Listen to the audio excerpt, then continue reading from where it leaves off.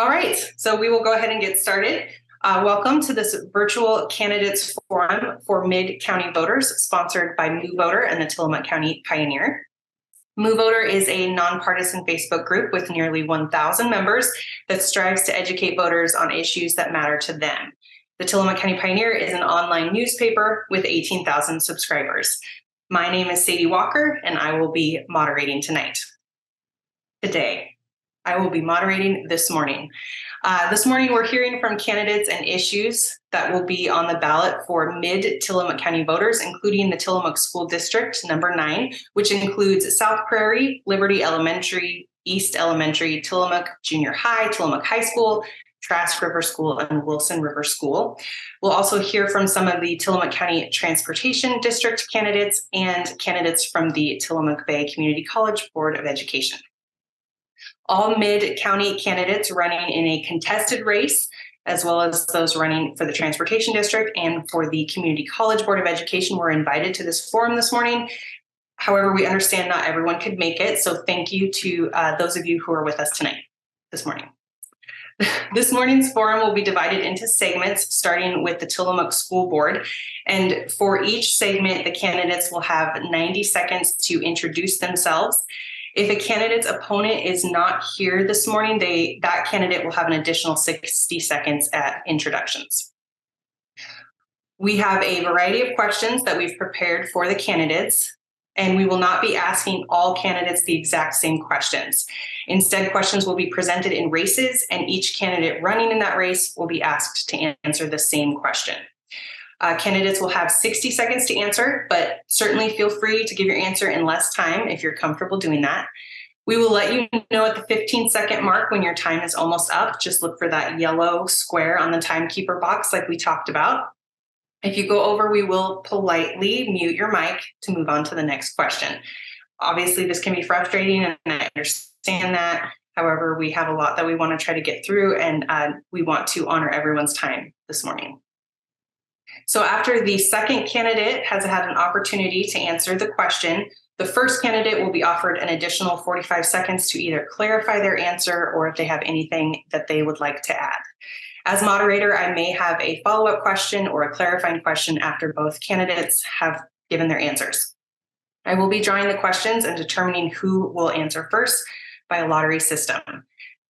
Should community members show up, they're welcome to ask questions in the chat function, and we'll do our best to get to those at the end of each segment as we have time. The moderators will be letting me know if questions come in.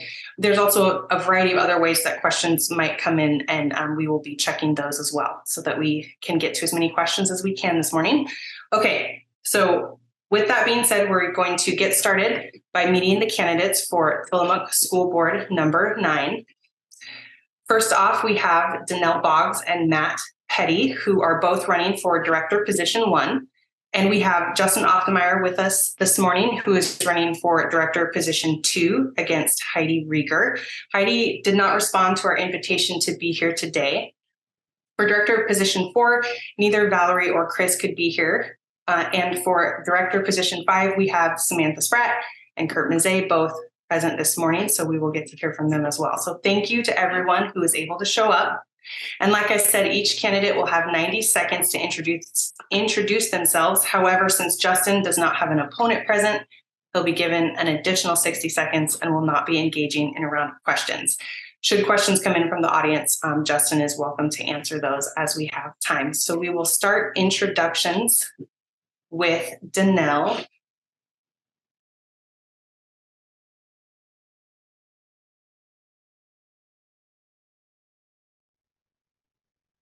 All right. So hello, everyone. My name is Danelle Boggs, and I am running for Tillamook School District Board Position number 1. I was born here in Tillamook. I attended most of my growing up years in Tillamook schools, and I graduated many years ago from Tillamook High School. I've raised my children here in Tillamook County. I have a son with significant special needs, so I'm very familiar with special education, ADA, and many of the laws that go along with that. I've worked and went to school throughout most of my adult life, at the same time raising all of my children as a single parent. I have achieved a master's degree in social work, and I most recently achieved a doctorate in behavioral health. I believe that I would be an asset to the Tillamook School Board due to my extensive knowledge and history of participating as mayor of the Rockaway Beach. I've been on the AAUW. I have ran Special Olympics and various other boards throughout the community. I am a manager. There's many aspects to my life that I think I can bring to the school board. So I thank you for this opportunity this morning. So I will pass it on. Thank you. Great, thank you, Danelle. Opposing Danelle is Matt Petty. So Matt, if you would like to introduce yourself.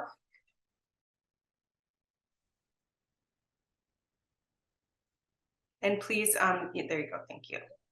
All right, well, good morning. For those of you that don't know me, my name is Matthew Petty, and I'm currently a member of the school board, position 1. I was born and raised in Tillamook. I'm a lifelong resident. I grew up on a family farm where I worked until my mid-20s. Post-graduation, I hit the ground running and entered the workforce. I spent the last 23 years excelling my career in the manufacturing world, where I've held many roles. Currently, I work as a human resources leader for a company called Westrock, which is a paper and fiber manufacturer based out of Atlanta. It's my work experience and board service that have given me the knowledge, experience, and business and financial awareness that's needed to be a productive school member. However, more importantly, I'm married to my wonderful wife, Kelsey, who's a special education teacher within our district.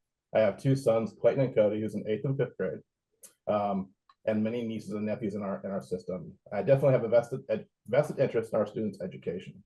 There's a lot of work to be done, and I look forward to continuing to work with our new district leadership to ensure that we can continue to be physically responsible.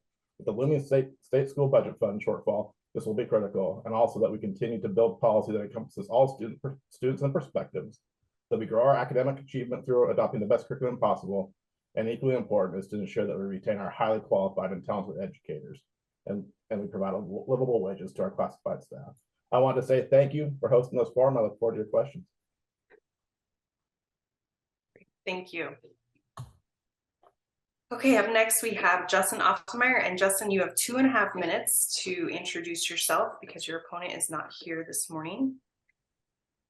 All right. Oops, sorry.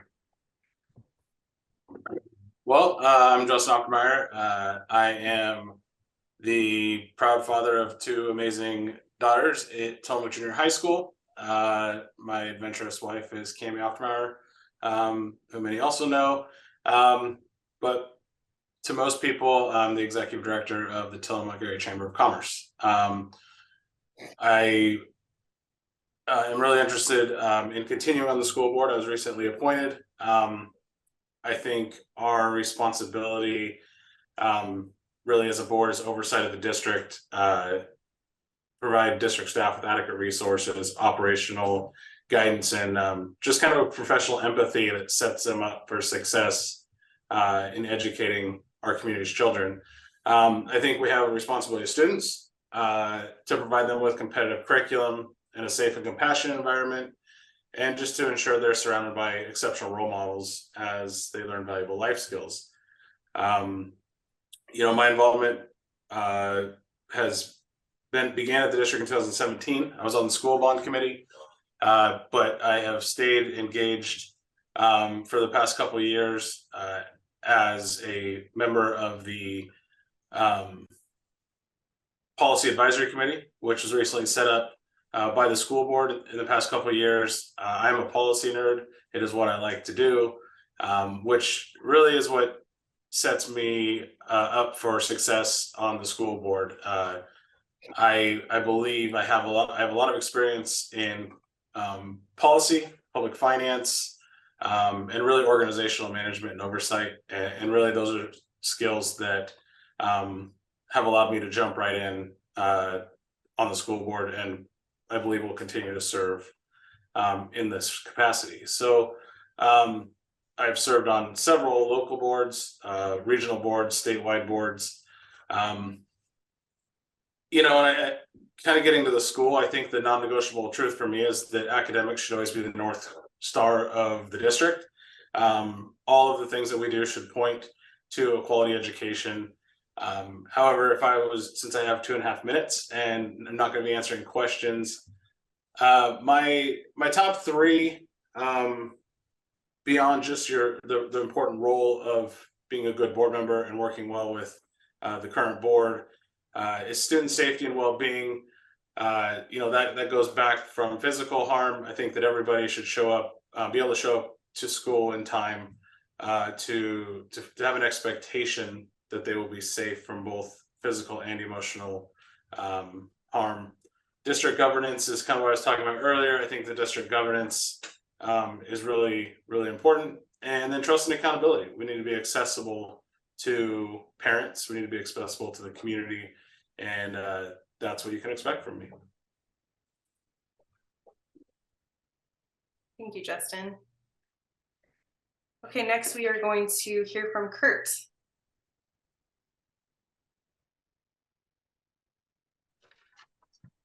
Good morning, I'm Kurt Moser. I am currently serving on the Tillamook School District Board at position 5. I was appointed to that position after the passing of Mike Gardner, and have served almost 2 years in that capacity.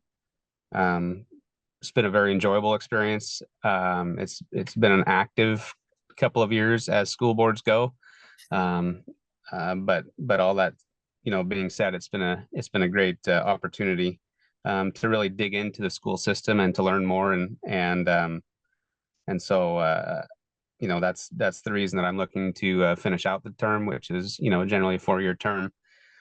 I am a parent. I've got 2 daughters that have been through the system. One is in Central Oregon, and just finished her fire science and paramedicine degree. The other one is at Oregon State University, doing business design. And I've got a son that's a senior. So you know, we've been through all the schools at this point. I've served in a variety of capacities: CTE advisory committee, served local government with the planning commission. But other than my time spent as a 4th generation dairyman, which is where I'm coming to you from today, also serve as the caretaker for the Act and Kindness Project. And we've been responsible for bringing kindness to the district for 12 years. So thank you. Thank you, Kurt. All right, and our final candidate for Tillamook County School Board is Samantha. You would like to introduce yourself? Hi, I'm Samantha Spratt, and I'm running for Tillamook School District 9, position number 5 against Kurt. I went to school here throughout my entire life. I'm from Tillamook, born and raised. When I was 18, I left and went into the military. After that, I became a police officer, and I served for 6.5 years in different states. I also later was able to go obtain I have an associate's in criminal justice, a bachelor's in psychology with a minor in criminal justice, and then a master's in social work with an emphasis on children, adolescents, and their families. I've served as a child advocate, a court-appointed special advocate for children, and then also an advocate coordinator for other volunteers while I was in school to finish up my bachelor's. I think that I would be a good candidate to be able to make sure that policies are appropriately applied, and that we're making sure we have a healthy environment for our children to be able to learn in. I believe that they have to have the support that they need inside the classroom to be able to actually learn. A hungry kid can't learn very well, and a stressed out kid can't learn very well, and our teachers need support and advocacy. Thank you, Samantha. Okay, we are going to start questions now. The first, as I mentioned before, questions will be directed at races. So our first question is for candidates running for position 1. So this is Matt and Danelle, and Matt, you will answer this first. And the question is, what curriculum changes would you like to see? And do you support using equitable policies to help underserved populations? Sorry, Sadie, I put in the chat, Matt lost his connection. He's in the waiting room. Thanks, Justin. He should be joining right now. Okay. Hi, Matt. I'm back. Okay. When did we lose you? When Kurt was talking. Okay, so our first question, we're moving on to our round of questions, and our first question is for the candidates running for position 1, which is you and Danelle, and we've drawn your name to answer this question first. So the question is, what curriculum changes would you like to see, and do you support using equitable policies to help underserved populations? You have 60 seconds. Great question. So as far as curriculum, what I would like to see is, you've seen for the last 2 years, we've been able to adopt better curriculum. The district is, through a number of boards have had some financial successes, and they've been able to make an investment into kids these last 2 years. I would like to see us continue on that same path of upgrading our curriculum. And as far as your question around the policies, absolutely. It's part of what we do, the test that we use when we go through it currently. So absolutely, we should use equitable policies across the board. Can't see the timekeeper, but I'm assuming my time's up. Thank you. Danelle, would you like to answer the same question? Sure.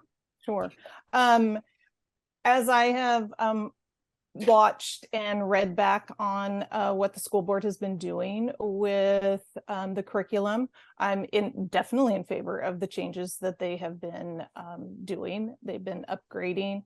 I'm always looking at and trying to pay attention to what they're doing for Spanish speakers, because I want to make sure that they're not leaving them behind.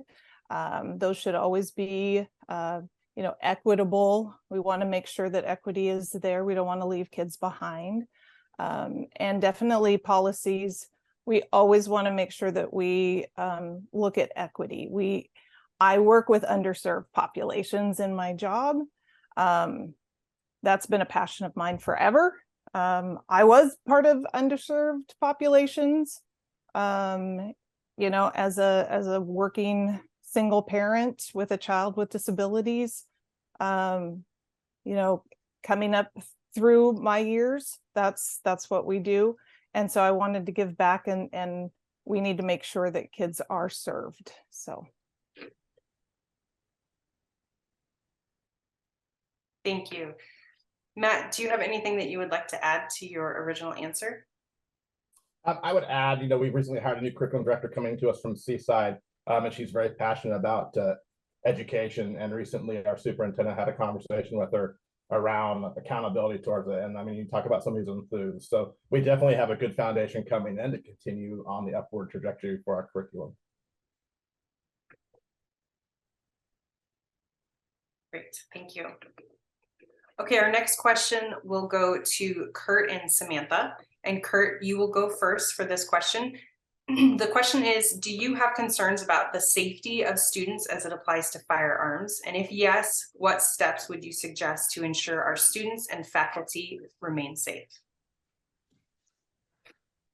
Yeah, it's it's been a problem across the U.S. and so there's no reason that it couldn't find us here. And so actually, we did do a walkthrough in our district with Chief Rao this last fall, and unfortunately, with some of the superintendent turnover, we didn't get the opportunity to really dial in those things that were noticed. But back in February at the board meeting, I asked that it be brought back to the front of our to-do list, because there's some easy low-hanging fruit there that we can tackle and do relatively inexpensively.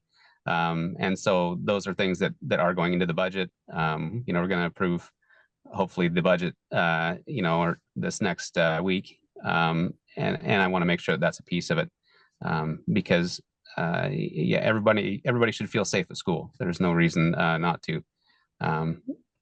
So there's some easy things to tackle, and I think we can do that. Great, thank you for your answer. Samantha, would you like to answer the same question? Yeah. So I know recently studies have shown that firearms are the leading cause of death for children under the age of 18 in our country. That's something that we should not feel very good about. I feel like that since they implemented the locking doors, I actually love that not everyone can just access the schools. And I think they've been doing a really good job with their entry programs that they have. You have to ring the doorbell, they make sure who you are. They're doing a good job of making sure that the schools are secure. I think ensuring security and having a school resource officer is a great idea. I support the idea of having more school resource officers. I think that focusing on prevention with our kids that are struggling, focusing on bullying, anti-bullying policies, and making sure kids have a healthy environment and they feel safe and they feel loved and welcome will help ensure that something terrible doesn't happen that has happened in a lot of other places in our country. And oftentimes it's a past student. So focusing on prevention, security, and SRE. Thank you. Kurt, do you have anything that you would like to add to your original answer? Yeah, so certainly we've got a new personal development schedule for the next school year, and some training for our people on how to spot those early warning signs is an important piece of that. One of the low-hanging fruits that I mentioned before was you know, these locked doors in the systems that weren't being used to the full extent or even at all in some schools. And so that's an example of an immediate you know, improvement that we were able to make because of that walkthrough. So, and that should continue.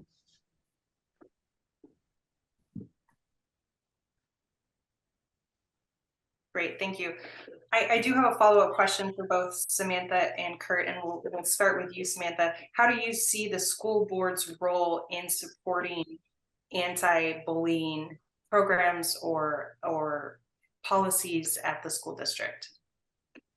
When I looked at the policies, I saw that they're great policies as long as we're actually following them and implementing them. So there's one thing of being able to read and interpret and implement great policy. There's another thing of making sure it's actually being implemented and used the way it's to be used. I think there's room for improvement in the policies that are currently in place for access to behavioral health support. There's a suicide prevention one and an anti-bullying, but I didn't see a whole lot for how do we bridge the gap for our kids that need access to behavioral health. And I think that's an important area to focus on.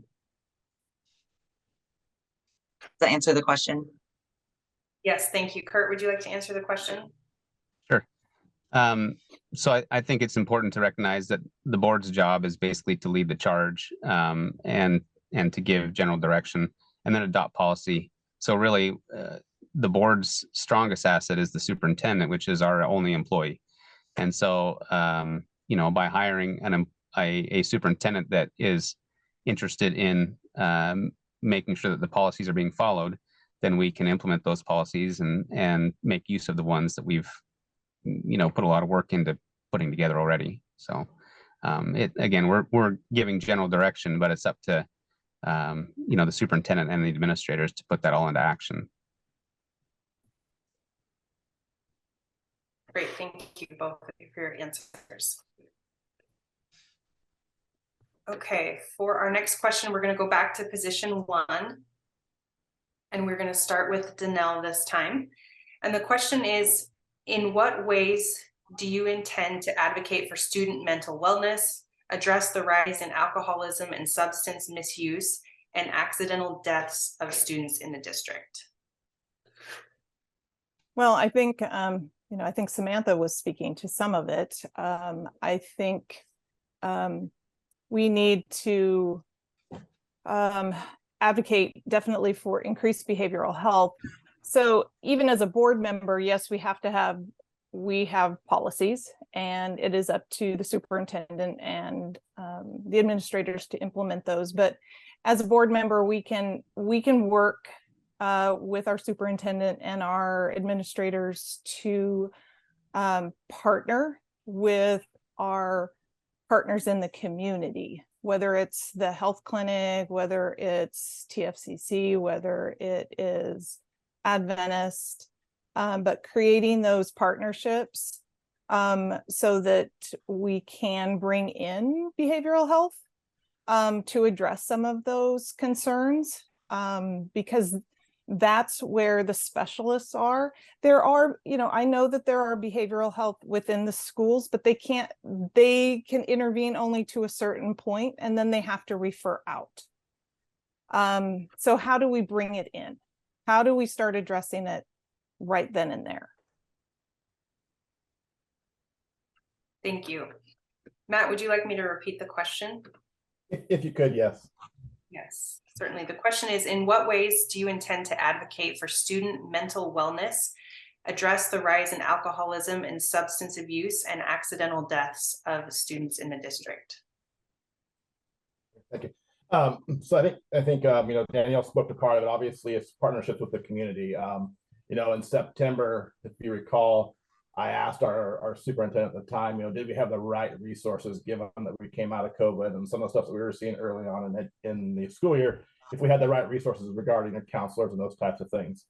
So analysis was done. I can tell you that next year we will be adding a counselor to our system that will help, but we do need to add more behavioral health counselors into our system. So not only is it partnering with our community partners, but it's also activating our grant writer and finding those grants and getting additional grants to where we can bring in those monies for that. And so as a board member, that would be my responsibility when it comes to the allocating of the funds and that, and ensuring that we have policy that made it possible. Thank you. Danelle, do you have anything that you would like to add to your answer? Sure. I think I like the idea of the grants. I think grant funding would be great. Additional behavioral health within the school, counselors that can actually counsel, and not just triage. Training for staff. It can't be dependent on the staff to take care of it, but that they can see the warning signs. And I would also be an advocate for Narcan in the schools if it's not there already.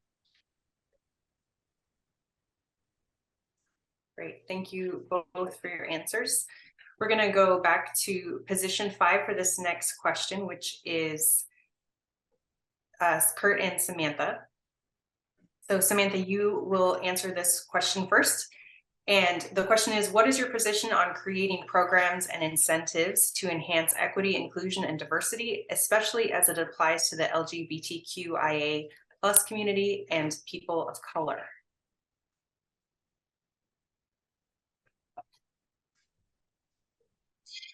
Hi. So creating programs to provide incentives, I think, is important to make sure that any of our marginalized communities, or even if someone's just the 1%, I was at the Republican Forum Thursday night, and one of the audience members said, well, what if that's only 1% of the kids? Even the 1% deserves to feel welcome, feel like they belong, to feel valued. And I think that feeling the feeling of belonging is a necessary part of feeling safe, of feeling like this is a place where I can learn.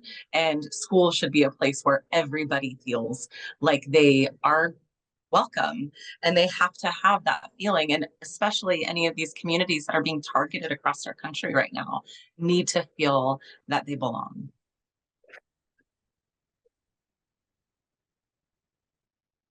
Kurt, it's your turn to answer the question. I'm happy to repeat it if you'd like me to. No, that's right. So certainly every student needs to belong, and that is our policy currently. And what I think is important is that we find out what is keeping these students from feeling like they belong, because we can bring our own preconceived notions to the table with what we think kids need to feel, what they need to have in order to feel like they belong. But we should actually just find out what the kids are feeling and address that head on that way. In terms of calling out LGBTQ community, that's kind of a pointed question that sort of politicizes the issue, because it calls out one community. I rarely hear that question asked.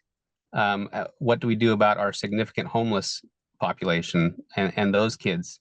You know, a lot of them don't even have a parent to help them get through things, you know, let alone a place to sleep at night, maybe. So when you call it one community, that makes it hard to provide equity. So if we're going to provide equity, let's provide it to everyone. Samantha, do you have anything that you would like to add? Yes, I think Kurt, I love that you use the word equity and that we have to have equity and how important that is.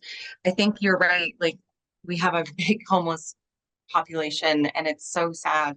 But I also want to say, I believe what we've realized in society, what keeps these kids from feeling like they belong, is that they're not seeing themselves or their family members represented in books, in history, in a lot of different areas. They're only seeing one population, like the majority, being represented. And so they're not seeing themselves be represented in their culture and their society. And it's time to change that and make sure that every kid is able to see themselves represented.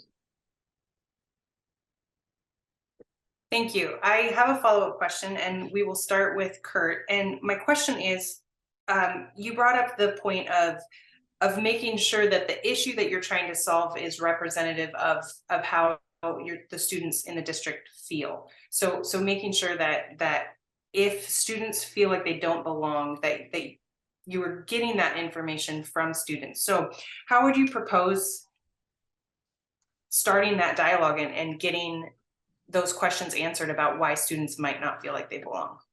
Yeah, this really kind of came to my attention when we were doing our superintendent search, and we were talking with a potential candidate, and in their district, they were actually doing a survey of the students, you know, just a blind, and it was different for different age groups and different genders and even different schools. And, you know, so really these are issues that apply, you know, very specifically to each different group. And so it allows you to really dial in on what the problem is, rather than a broad generalization of a problem that might be expensive or, you know, hard to maintain or those sorts of things. So it just allows for efficiencies in addressing the issues. Samantha, would you like to answer? Yes. So how do we start a dialogue about, you know, opening up why kids feel like they don't, why maybe they're feeling a lack of belonging or feeling like they're not being included and that we're not being inclusive. And I, as a mental health provider, saw kids in this community at the community mental health center that specifically told me their reasons why. And a lot of times they would be harassed for maybe dressing a certain way or for like expressing themselves a certain way, like with a certain identity.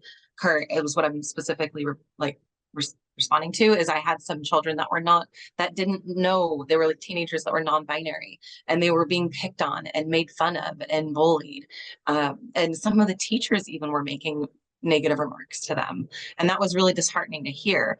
And then I hear broadly over the community that this is pretty common and that it's not an isolated incident. And we're seeing it even with a local dance that's being put on that our community members are trying to stop because they don't agree with people expressing themselves.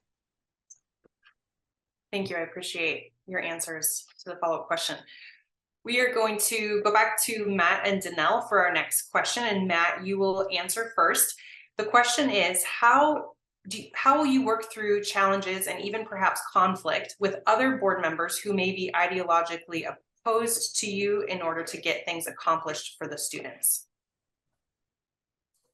You know, that's a great question.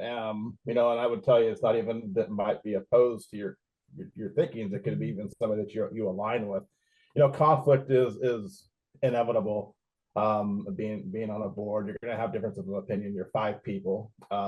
each one of you have the one thing, which is one vote.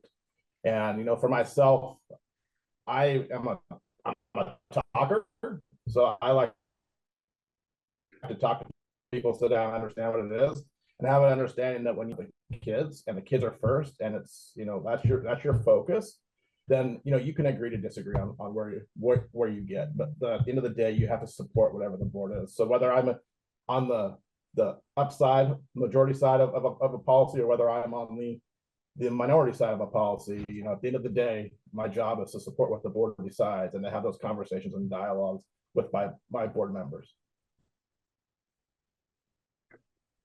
Danelle, would you like to answer the same question?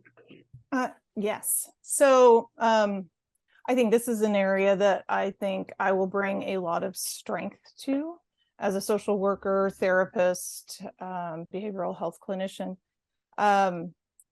When I put my professional hat on, I bring an unbiased ability to any conversation. I bring a calmness to it. I can take in a diverse population of people. I can sit with them and I can take on multiple perspectives, and I can sit with that. I can sit with them.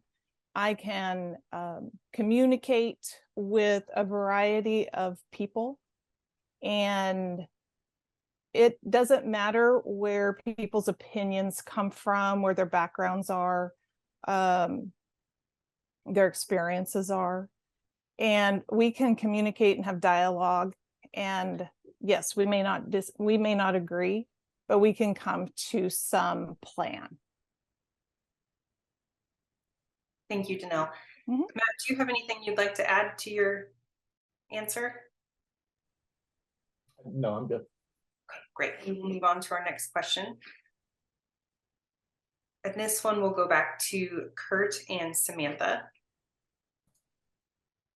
And Samantha, you will answer first on this question, and which is, sorry, my apologies. I'm trying to keep questions and candidates straight. Homelessness and poverty create special challenges for students. And what more can the district do to help mitigate those challenges so students can succeed?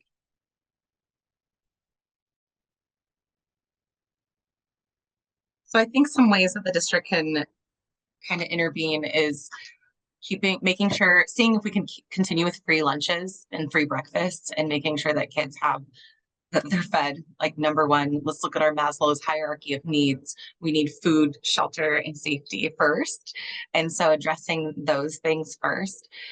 Referring out, like making sure we're getting involved in family life. So if there are some warning signs that there's issues going on at home and that they're struggling with houselessness, working with the family and helping them access resources such as care, and getting some support in their family and in their home, getting in-home support. And those resources can be hard to access. So I think, again, that kind of goes back to even when we're talking about behavioral health support as well.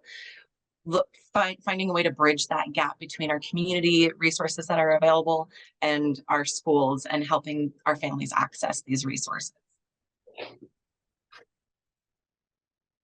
Thank you, Samantha. Kurt, would you like to answer the question? About that.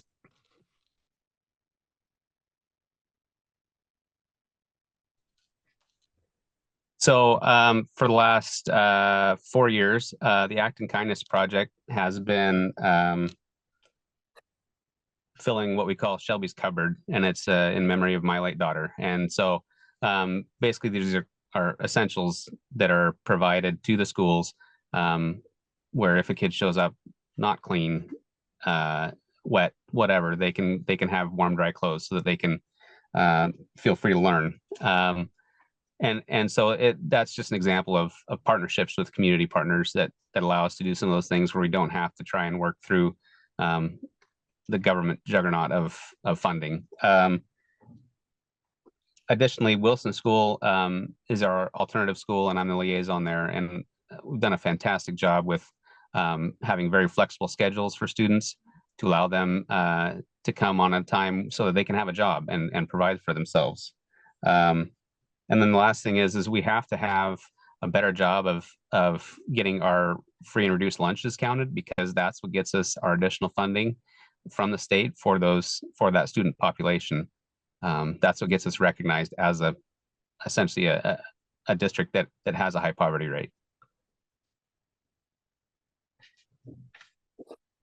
Samantha, is there anything that you would like to add to your original answer?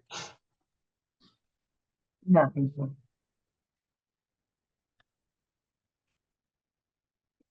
Great, we will move on to our next question. We'll go back to Matt and Danelle for this question. Danelle, I believe it's your turn to answer first. And the question is, what steps would you take to give more support to students in IEP programs? So let's see, as a board member, I want to make sure, first off, I guess I want to make sure our policies are very clear, that we're following all the laws when it comes to ADA and FAPE. Talking with our superintendent, I'm looking forward to meeting with our new superintendent, making sure that our special education director is on top of everything. But making sure that parents are well informed about their rights. I think in many instances, parents are not always fully aware of their rights. And I am a big advocate that parents need to be very well informed of their rights when it comes to IEPs. And I don't think that we should be, as a district, be hiding anything. I don't believe that schools try to do that intentionally, but I think that there's just a lot of legalese when it comes to their rights. And so I think making sure that that is happening, that they understand that.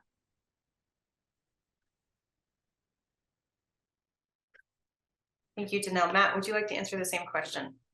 Yeah, so I think obviously, it's important. Tillamook has a higher special education percentage than we do receive funding. So it's important that as a board, we continue to allocate funds out of the general fund to our special education, and around making sure that not only do the students have, the parents have the support as well. This last year we've been able to add an additional TOSA.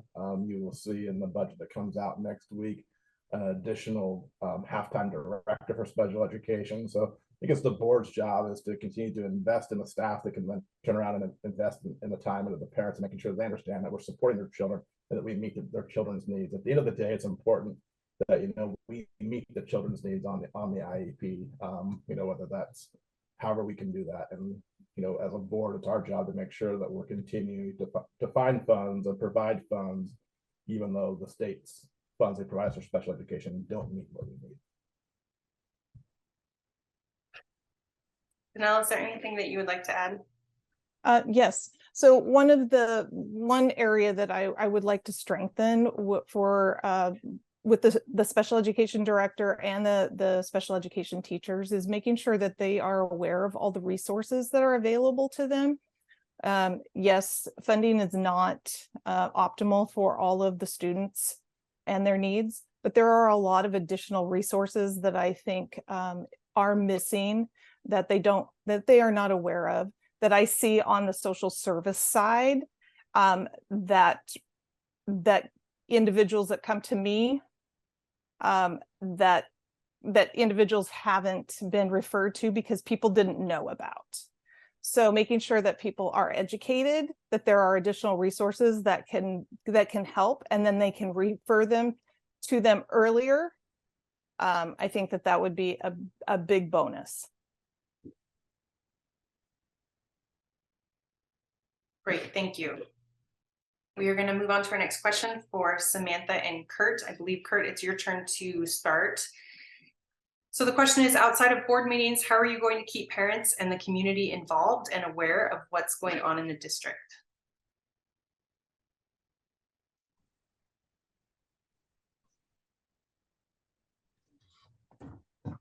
So I have I would say a lot of the county has my cell phone number for whatever reason over the years. And I get a lot of phone calls parents that have questions and that sort of thing.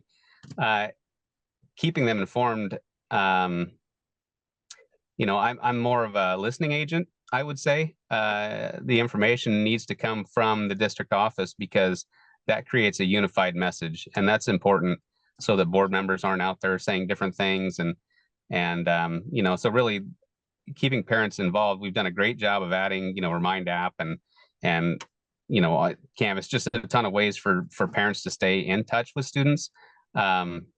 But we need to make sure that when we send out a message that it's unified, and we have a person that we pay to do that job. So for me, it's a matter of listening and hearing what the community is saying. And there's been plenty of that over the last 2 years between COVID and superintendent change and all of those sorts of things. So.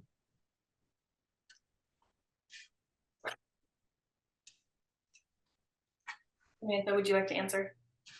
Yeah, I think it's important that the presence of the board is felt in the community, that if there's events that involve, you know, the schools that board members are attending, and that it is really important that we're good listeners, that we can listen and take in the information and give people a feeling of being heard and understood. And then I agree, and I think it's great what Kurt said about keeping a unified front as a board, being able to work through problems and solutions as a board, and then presenting kind of a unified front and being transparent with what you're believing and what you guys are doing. I think it's important being transparent with the community. And I think having multiple ways to access the information. So keeping social media active, keeping the website updated, making sure the links are readily available. Sometimes it seems a little hard to access the board. When you go to the board meetings, you have to go to a Google Doc and go into the Zoom. And it took a little while for some people to be able to figure that out. But just being really transparent and involved in community activities. Kurt, is there anything you'd like to add? You know, it is a challenge to get people excited about school board activities. You know, it's sort of like a candidate forum on a Saturday morning, right? I mean, there's a lot of good information here, but getting people to show up is a challenge. So yeah, we'll just continue to keep pushing on and doing that. So. Thank you. Okay. There are a few additional questions that have come in, and we have some time, so we're going to ask these questions, and we're going to ask them of all of the candidates who are here running, including Justin. So it'll be in kind of a random order, but everyone will get 60 seconds to answer these questions. There are two, and the first one is, District 9 recently voted to implement a local rule. And is this a decision that you support or would continue to support? And can you share your reasons for your choice? And we will start with Kurt.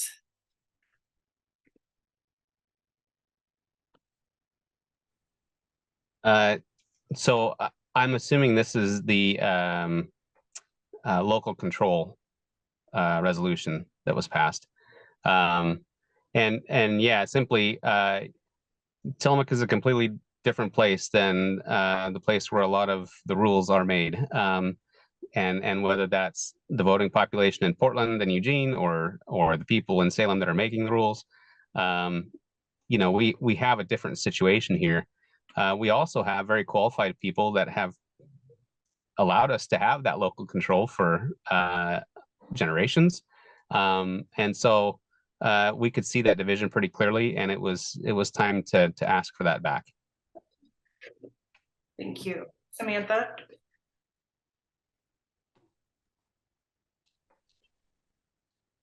I think, like, again, they stated local rule, but what they probably meant was local control. At first, when I first was hearing about it, it seemed inappropriate, since we're a state school that receives state funding, to try to then rule in our own way.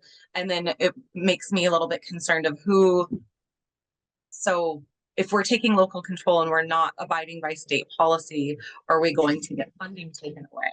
And then which kids does that negatively affect? That affects the kids that can't afford to go to private school and that maybe don't have parents at home that can help them the way some of them can. So if we take local control and then say, no, we disagree with this and we're not going to get we're not like lose any funding, then we're negatively affecting our already impoverished communities. Thank you. Justin, would you please answer this question? Yeah, I mean, I just remembering this, early on, I think that it was an interesting, if you read down into the details of this, I think it was in February last year. I mean, you had a lot of COVID stuff going on. I think that ultimately the boards did also talk about not jeopardizing funding for education that would impact all students. And I think ultimately I'm a fan of local control in a lot of ways. But I also, I feel it's our responsibility as board members to make sure the decisions we make are not jeopardizing the education of our students and giving them the best ability to succeed. Great, thank you. Matt, would you like to answer next? Yeah, I mean, as far as local control resolution, I supported it. I believe that, decisions made locally is where the decision should be made. Justin was right. The board did say during that time that, it was a matter of making sure that we can fund our schools and have we had our funding in there. It wasn't, something that was done at a whim. The resolution was built over time, had various reiterations and had input from other folks. At the end of the day, it was a message to send to our governor that, hey, bring the control back, and let us, make decisions that best work with us and let us work with our community partners on those decisions for our students and our families and those types of things. I think the board saw, and as many parents saw, what the impact was having, and that we need to have a little bit more flexibility in there. So I support it and stand by that. Thank you. Danelle, would you like to answer? Sure. I will reiterate what Samantha said. I think it always depends on if it's going to take away funding. And if we are not following what the rules are, if it's going to impact our students and our ability to serve all the students, we have to take that into large consideration. Students have to come first. Local control is great, but we have a responsibility to our children and we have to educate them. We have far too many families that cannot afford to do anything different. And so we have to make sure that they are at the forefront of our decision making. Great, thank you.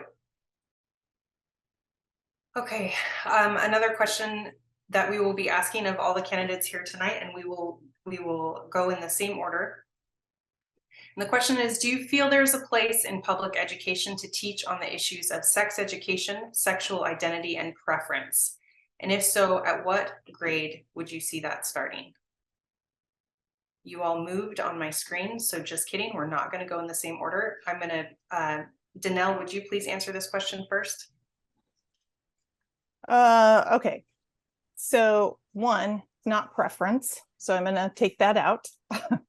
Gender identity is part of a spectrum. And that is part of families, sexual orientation, part of families. People come to school with their families. And so from the day one that you go to school, everybody is coming to school talking about their families. If I'm able to come to school to talk about my family, you should be able to come to school to talk about your family, no matter what it looks like. Sex education, I don't remember when we started talking about it, but that was a long time ago. So I believe there's Oregon Department of Education standards around that. So I would have to probably go back and look at that. But I believe it's graduated. So there's a stepped basis on that, just like you would do with your own young children. You're not going to answer a 3-year-old's question of where a baby comes from with the exact description of that. You're going to answer it in a very graduated, stepped answer. So we want to provide our children with the same kind of information. It's graduated. It's part of education. Kids don't get all the same information. Parents don't provide our kids with the same information. Some kids don't have the same ability and equity at home that everybody else does. Thank you, Danelle. Mm-hmm. Matt, would you please answer this question? So I'm trying to recall what the total question is. I'm happy to repeat it. Okay, if you would. Yes, sorry about that. Do you feel there is a place in public education to teach on the issues of sex education, sexual identity, and preference? And if so, at what grade do you see that starting?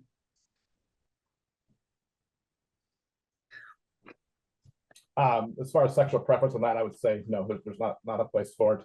Place in education for sex education. I think the best place for sex education obviously is at home, with mom and dad and families. I do understand that not everybody has that dynamic and has that ability to have those conversations. So I do believe, the schools have to meet the standards and what's set forth by the state, and that, the junior high and high school, currently what they do as far as sex education, meets those standards, and I'd support that. Would not support that, at a lower level, type of stuff. So, but yeah, I think that answers your question. It does, thank you. Justin, would you like to answer this question next? Sure. So I'll kind of break it up. Sex education, I'm along the same lines as Matt, that I think the best place for that is home, but there's a large student population that does not have a home structure that would lend itself to that. And I think that, currently being in junior high, I think the junior high, has a great system that's set up for doing sexual education, where there's multiple teachers in the classroom. Parents have an opportunity to opt out if they see something in the curriculum that they don't feel fits their family. But overall, there's a standard that has to be met there, and I think junior high is an appropriate age for that.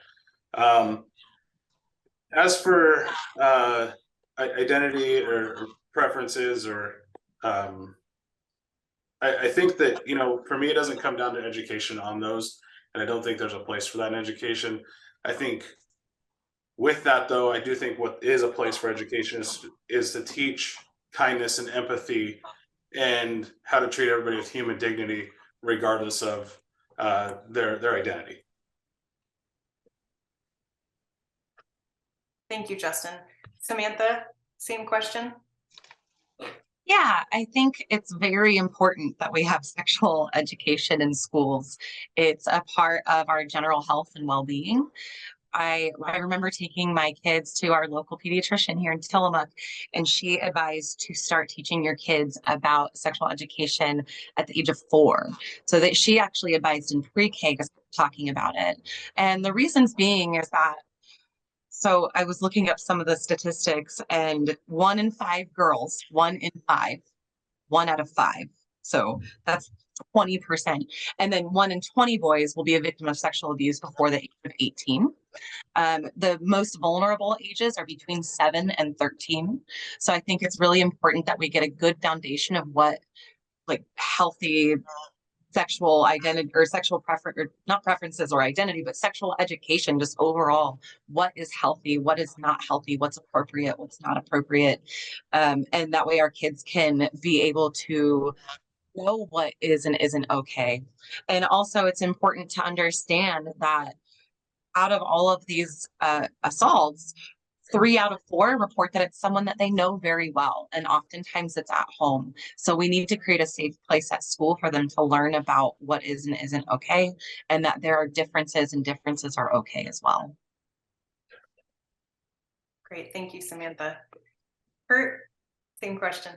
Yeah, so the state definitely has standards on what has to be taught regarding sexual education, and we need to meet those standards as a public school and as a public school district. And I think most of the time, I don't think parents are upset about sexual education being taught. They're upset they're surprised about what the curriculum looks like, and so if that's communicated clearly to the parents and they have that opportunity to opt out, great. If they're not opting out, there's a good chance that that kid maybe isn't getting that education at home. So there is that opportunity for them. But I think we need to give the parents the opportunity to do that. And I agree, before junior high age is not appropriate in my mind. This is something that used to be taught in high school, but kids are maturing earlier now. And so we move that down as needed. And I think that's the right action.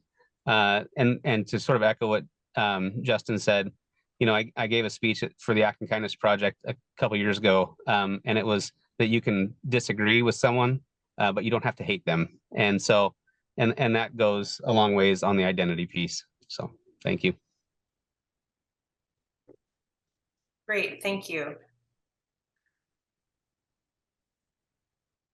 Okay, so thank you to all the school board candidates for your time this morning and for your thoughtful answers to these questions. There may be additional questions that come up as we get to the end of the forum, and as we have community members that are popping in questions in a variety of ways. But we're going to move on to our segment with the Tillamook County Transportation District. And we have with us here tonight Jim Heffernan, who's running for position one against Tia Laviolette, who could not be here this morning. So we'll begin with introductions, and Jim will be given some extra time since his opponent is not present. So Jim, if you're ready, you have 2.5 minutes. Is Jim here? I can't see the full screen. There you are. Yeah. Hello. Hello. Are you able to turn on your video? It says I've stopped. I've tried. Start my video.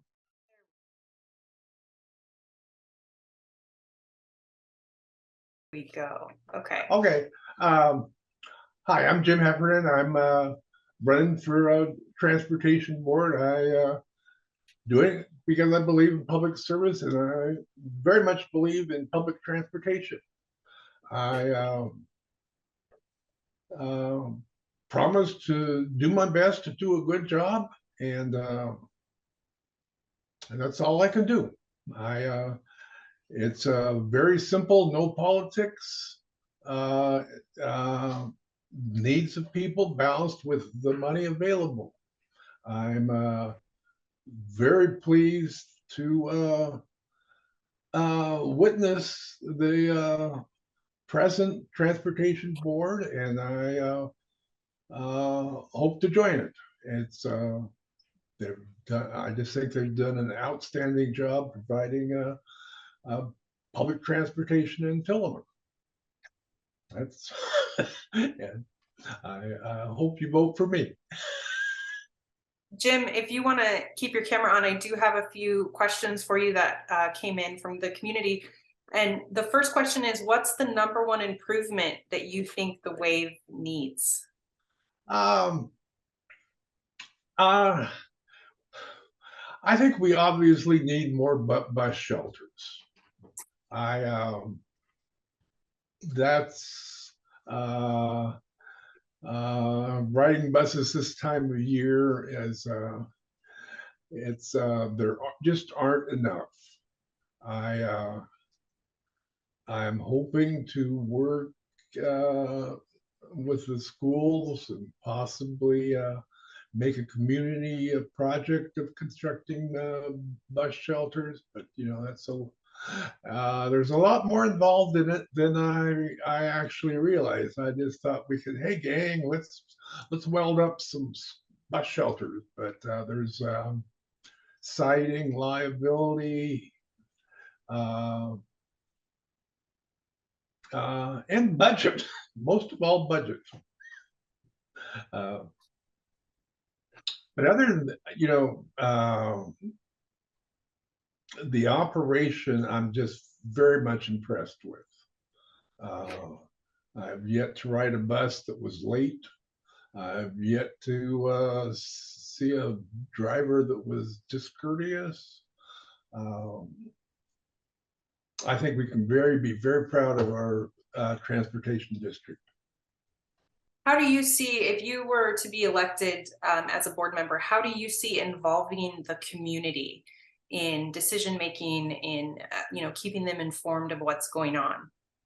Well, I think just circulating in the community. The transportation district is very transparent. It makes it hard to understand what happened in Clatsop, but the meeting packet is available to everyone. The bus drivers definitely see all the people that use the system. The website is open. I don't know much more than just circulating in the community and listening. If there's people have problems, they'll let us know. Do you find there are currently areas of the community that are being underserved by transportation, and how would you work to address that? Oh, sure. What everyone would like more routes and routes that went different places, but then again, you have to operate within a budget, and you have to make there are certain compromises. North and South County do have limited bus service. It only comes around every 3 hours.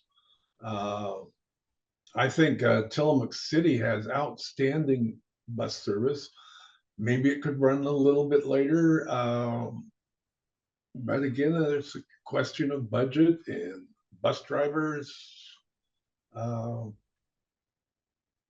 And on a board of 7, I'm not going to do very much, but I will go. I will work with the board. So you mentioned the recent shutdown in Clatsop County, and do you think that there's steps that the transportation district could be taking to make sure that that doesn't happen here? Oh, I'm sure. Well, I think the big steps they've taken already. They look at the financials very carefully. They ask penetrating questions. I happened to also go to a Zoom meeting with the Clatsop County Board, and I was very, very, very struck by the contrast between the Tillamook board and the Clatsop board. Of course, I think the Clatsop board was in sort of a state of shock.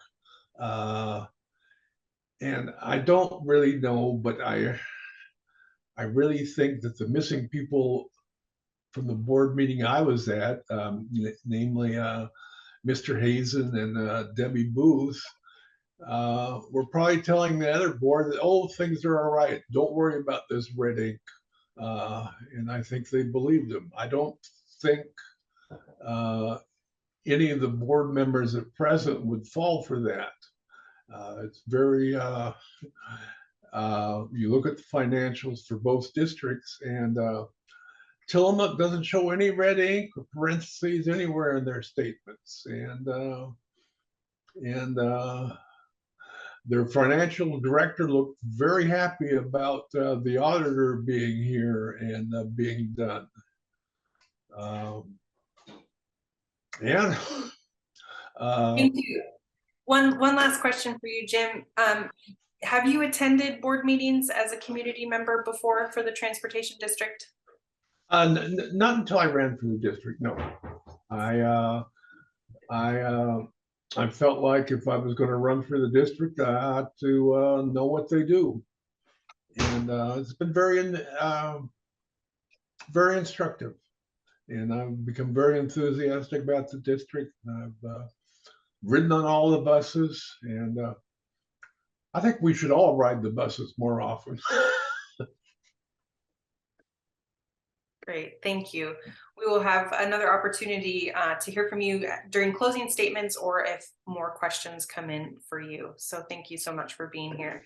We're going to move on to our final segment this morning on Tillamook Bay Community College. And with us, we have Mary Jones, who's running for position 1. Mary's opponents, Jonathan Whittles and Dwayne McClintock, did not respond to our invitation to attend this morning. We also have Mary Faith Bell, who's running for position 7 against Lowton Hooley. Lowton also did not respond to our invitation to be here. Betsy, who is running for position 5, was unable to attend tonight. This morning, she did let us know that, and her opponent, Tia Laviolette, did not respond to our invitation. We will start the introductions with Mary Jones. You have 2 minutes, you have 2.5 minutes to introduce yourself and let us know why people should vote for you.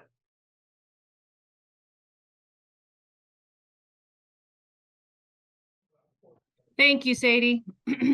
Well, good morning, and thank you for inviting me to participate tonight. My name is Mary Jones, and I am running for re-election to the Tillamook Bay Community College Board of Education, Zone 1. It's been such a great experience to serve on the college board for the past 7 years, and we've accomplished so much. And let me tell you about just a few accomplishments. First, the college has developed and opened 24 new programs over the past 5 years.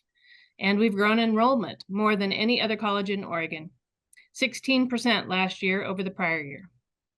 And we're building a new healthcare education building, which will start soon, along with a brand new nursing program, which will begin next winter. I believe in my heart that investing in the education of our youth is one of the most important things we can do. And I've found that serving on the college board is an amazing way to give back to the community that I love. Now, I'd like to tell you a little bit about me. I was born and raised in Southwest Portland. I moved to Pacific City in 1990, and during the past 32 years, I've been involved in development and construction, as well as the founding and successful operation of various businesses in Tillamook County, including Pelican Brewing Company, the Inn at Cape Kiwanda, and Headlands Lodge and Spa. I hold a contractor's license and a real estate broker's license. I'm a business person and a lifelong learner. I think my skills and business background, along with my knowledge of what employers need from a community college, has been of real benefit. I would really appreciate the opportunity to continue serving on the Board of Education. Something you should know about me is that one of my personal core values is to always do what I say I will do, which means making the time and spending the energy to do all the things that are necessary to live up to commitments I make. Someone recently asked me how I work with potential conflict, maybe with other board members who might be ideologically opposed to me in order to get things accomplished for the students. And my answer to that is that I've really needed to work with all kinds of people throughout my business career. I work really hard to find something we can all agree upon, which I believe would be that the youth of our county deserve investment in their future. So if we can find common ground, then we have something to work with and build upon. My style is to stay calm in the face of conflict and to work hard at keeping meetings, deliberations, or conversations respectful and collaborative so that the time is used efficiently to reach decisions and move forward on important work. If I'm reelected, I believe I can be particularly helpful to the college in the next few years as we embark upon the building of the new health education building. My background and experience in many construction projects in Tillamook County will help in the planning and decision-making that will be necessary. I also have a lot of experience in creative problem solving, ensuring fiscal responsibility, and I will continue to listen carefully to the community to ensure that the college is providing the right courses and programs that will best serve the people and businesses in our county. I hope you will vote for me so I can continue to participate in the incredible positive momentum at the college. Thank you. Thank you, Mary. Mary Faith, you would like to introduce yourself?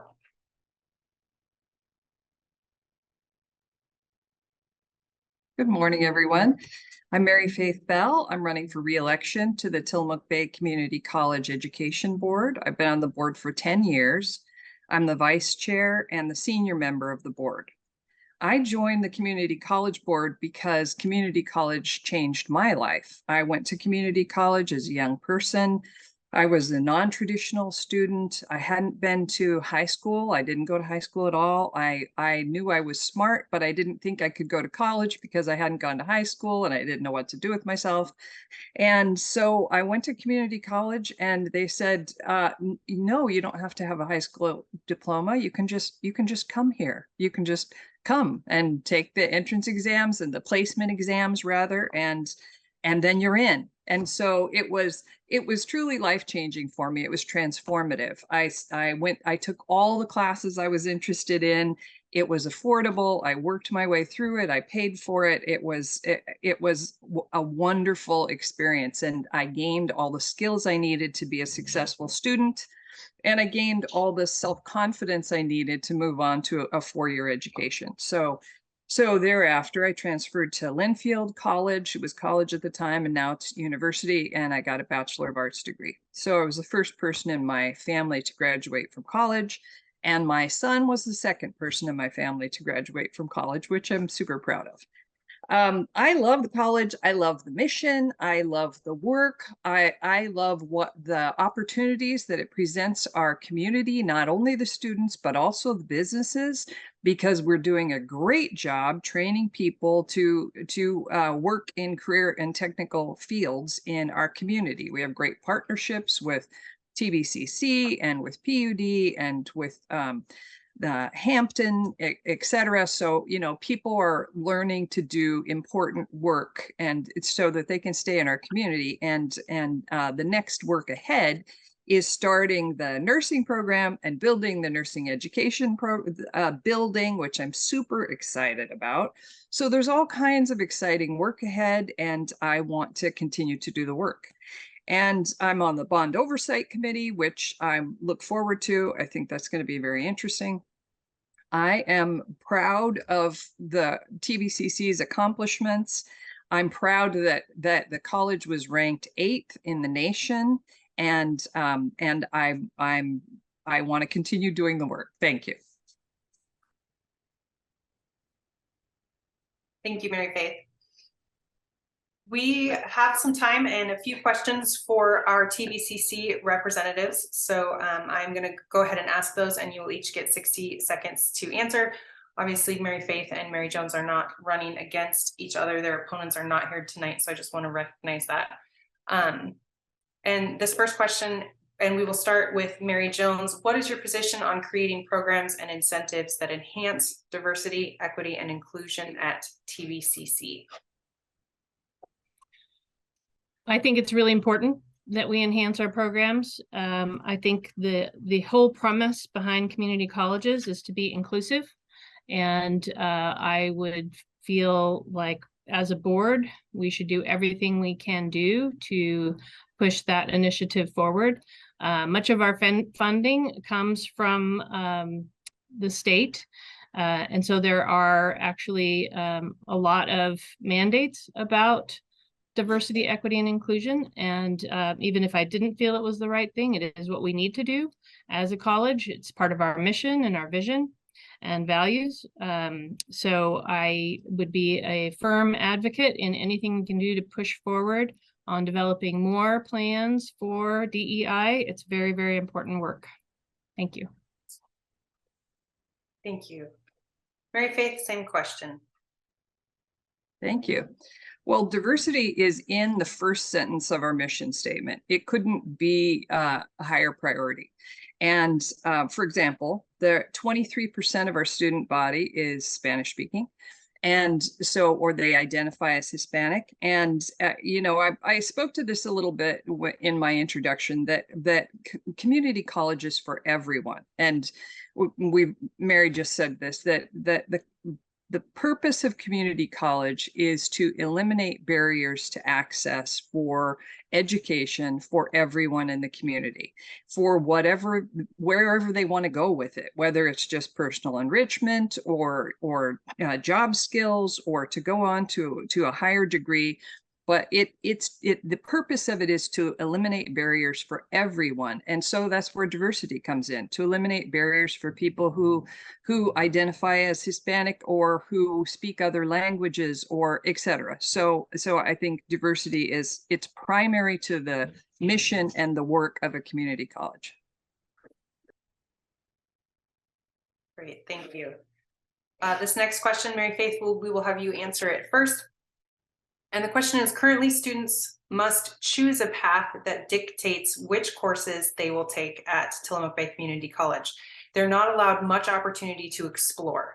Do you see a need or benefit to creating the ability for students, especially those funded by grants or loans, to explore their personal interests and purpose over just finishing their chosen degree? Oh, you're muted, Mary Faith. That's a great question. I have mixed feelings about that, because my own experience in community college was that it was amazing to be able to explore. So I took everything I was interested in. And I understand the reason that the community colleges now use pathways is because people weren't, the reason for using pathways is to support people in finishing something. So the best practices were showing that if people didn't have a clear path, then, you know, they just kind of drift off. And so it's really, the idea of it is to help people stay on track with their own goals. And I you know, of course, support staying on track with your goals. And maybe there could be more electives built into those pathways so that people could explore more. Mary Jones, same question. I too questioned that idea about keeping people on a particular course, but after examination of the data, which was something that was brought to us to help us understand the philosophy, we could see in the data that students were experiencing more success in completion of a degree or a certificate if they had a prescribed path. I think that there are ways that students can continue to explore, and I believe that our staff is in tune with that. But their main bulk of their classes need to keep them on a track to their stated goal, their certificate or their degree. And I think that if it turns out to not be of benefit, that it will change. That's the wonderful thing about data. It tells us kind of where to go. So I felt that the data was showing that that was a correct path, and that's the path we're on right now. Great, thank you. Okay, one final question for our two TVCC candidates, and Mary, you will answer this one first. Career technical education is important for getting our community prepped for local high-paying jobs. Where do you see the future of career technical education at TVCC, and how will you advocate for this type of training for our community? Well, being a fairly large employer in Tillamook County, I think it's of critical importance. We have somewhere in the neighborhood of 450 employees. And this kind of ability to receive training and education is so important because going to college, even if it's not in a program that we're trying to hire for, it is a life enriching experience. And they learn how to learn. They learn to study. They learn to be diligent. And it's important for us when we're hiring candidates. College education is important. And I think the more CTE classes that we can have, the better. And we have been working on that really diligently. At some of those 24 new programs mostly are in CTE. So we have medical assisting, we have healthcare admin, basic healthcare certification, nursing assistant, and soon when we have our health education building with it, we'll have the RN nursing degree program. In addition to that, we added the truck driving program, and many, many others, and I'm sure you're going to cut me off, so I'll stop there. Thank you. Thank you, Mary. Mary Faith, same question. I appreciate Mary's answer. It was very thorough. And so what I can add to that is that TVCC is a leader in career and technical education and has been for some time. When I first learned about it, I worked at the Headlight Herald and I went to the college to do a story on their industrial maintenance technology program, which is great. There are leaders from local industries teaching classes specific to the kinds of things they want to hire. And so they're working in partnership with the college to make sure that people are learning the skills so that somebody can, so for the industry, industries, they don't want to have to recruit for leadership from out of town. They want to be able to grow their own. And so it's very effective. So people can learn to be millwrights, for example. And something I'm super excited about is that we're now working on a CTE program for construction trades, which is really important because there's a lot of construction going on and there aren't enough people doing it. Thank you, Mary Faith. Okay. We're going to move into closing statements for all of the candidates that are still on the call with us this morning. Each candidate will have, I will give you up to 60 seconds to offer just a brief closing statement as I call your name. And we will start with Danelle. All right. Well, first off, I just want to thank MooVoter and the Tillamook Pioneer for having me here this morning. Thank you for all the other candidates for being here. I'm excited about this campaign. I'm excited to potentially be elected to the Tillamook School Board. I believe I can bring a voice of positivity and advocacy and collaboration to the board. My vision for the Tillamook School District is that we're a place that can educate a diverse population of individuals that are physically, socially, and mentally healthy. I want them to gain academic skills and knowledge that so that they can graduate from our schools and have a choice to go to college, go into technical careers, or move directly into the workforce. I want them to achieve their goals that they set for themselves, and this includes giving back to their communities. So thank you again, and please vote for me on May 16th. Thank you, Danelle. I believe Matt had to drop off, so we will kick it over to Justin Optemeyer for a closing statement. Sure. We'll just way to be a rock star hosting this thing, Sadie. I guess my closing statement is similar to my opening statement. I wish to continue my serving on the board, with academics as a North Star for everything we do. I mean, we had a lot of questions today for all aspects, social emotional wellness and safety and academics. And I just think that all of those things are important to career ready students, whether or not that is higher education or whether that's directly into just going being a productive member of society. So I'm really excited about continuing to serve with the board and the new superintendent. He is great, and I look forward to everybody getting to know him. Great, thank you, Justin. I believe Kurt also had to step away, so Samantha, you are next. Yeah, thank you, Sadie. You did a really good job moderating. I don't know if anyone here was in the Republican forum, but this was very organized, and I just really appreciate, being able to speak and be feeling heard and respected. And that's where I want our schools to be. I want the students to feel excited about going to school and be in a healthy, safe environment where they can learn, and that they all have an equal opportunity to succeed in our schools, and that they all have the equal opportunity to receive a great education. And that it's up to us to make sure that happens.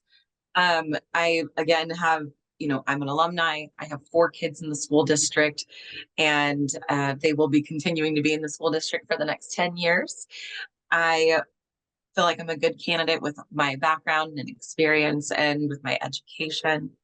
I have a master's degree in social work and work in mental health, and have served my entire adult life in an employment that serves the community. And this is a really good opportunity to continue doing that. Thank you, Samantha. Jim, do you have anything you would like to say for a closing statement? You're muted. Oh, no, I don't think so. I hope you vote for me, and thank you very much for having the forum. I think it's just excellent. Great, thank you. Thank you for being here, Jim. You're welcome. Mary It was a Faith? pleasure. Thank you, Sadie. Well, I want to say well done, Sadie. Thank you very much for your service, and thanks to MooVoter, thanks to the Tillamook County Pioneer, and thanks to all my fellow candidates for being willing to serve. I think that your hearts to serve are what make our community great. And so I just want to wrap up by talking about servant leadership a little bit. I believe the highest calling for a board member is servant leadership, to be of service to the students, to be of service to staff and leadership, for community college to be of service to our business and education partners, to be of service to the community, to be of service to the mission.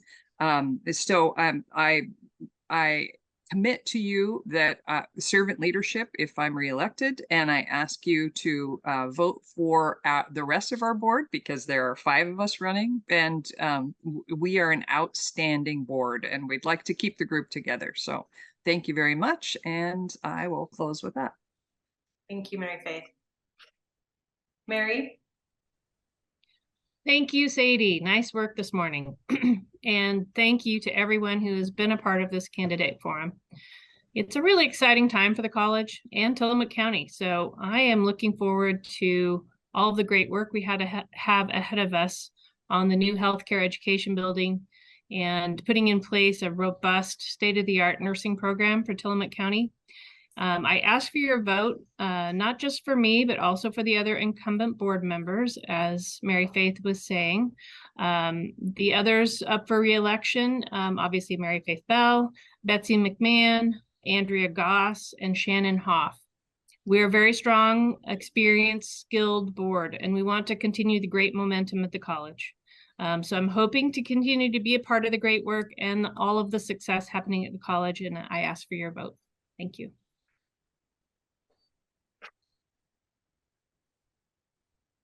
All right.